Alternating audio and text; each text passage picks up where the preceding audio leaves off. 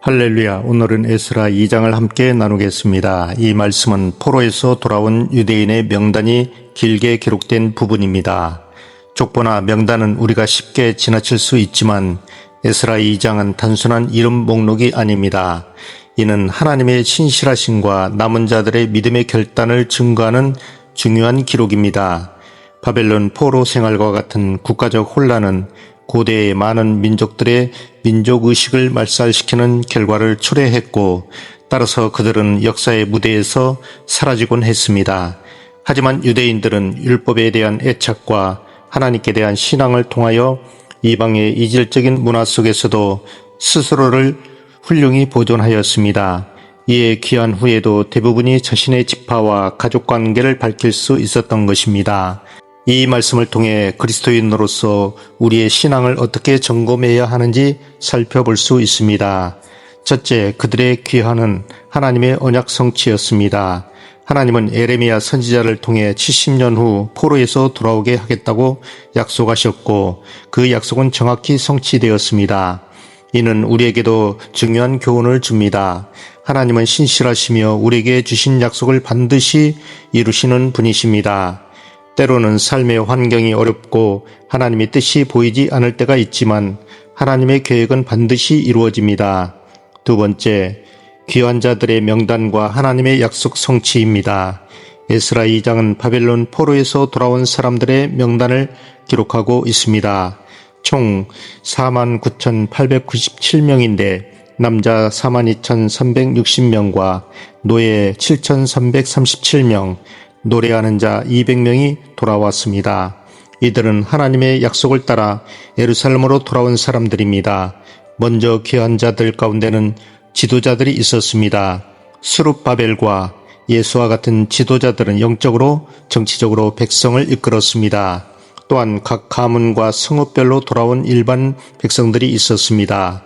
이들은 하나님의 부르심에 응답한 믿음의 사람들이었습니다.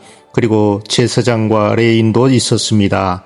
이들은 성전에서 예배를 섬기는 핵심 역할을 맡았습니다. 특히 성전 봉사자들과 느디님 사람들도 있었습니다.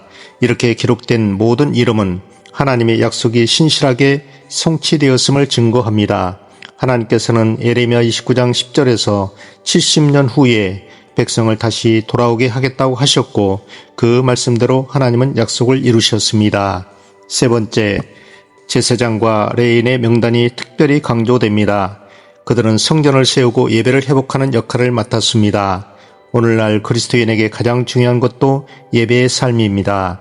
단순히 교회에서 드리는 예배뿐만 아니라 일상 속에서 하나님을 경외하고 하나님과 동행하는 삶이 필요합니다.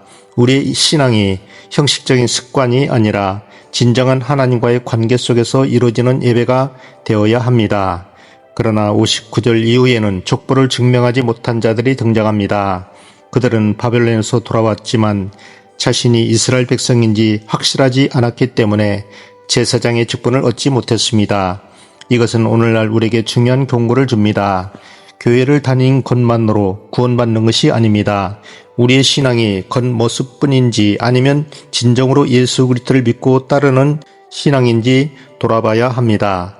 결국 에스라 2장은 바벨론 포로에서 예루살렘으로 돌아온 이스라엘 백성의 명단을 기록한 장입니다. 일부는 조상의 계보를 증명하지 못했지만 성전 재건을 위한 헌신은 동일했습니다. 돌아온 백성들은 예물을 드려 성전 재건을 준비하며 하나님께서 약속하신 회복의 역사에 동참했습니다.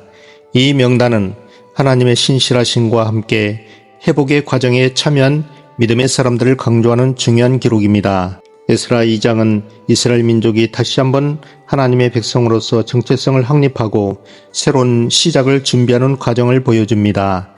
오늘날 우리는 교회를 단순한 종교 생활의 장소로 여기는 사람이 아니라 하나님의 구원의 은혜 속에서 살아가는 자들이어야 합니다. 예수 그리스도를 믿고 예배를 회복하며 하나님의 말씀을 따라 사는 천국 백성의 정체성을 분명히 하는 복된 삶 되시기를 축원합니다.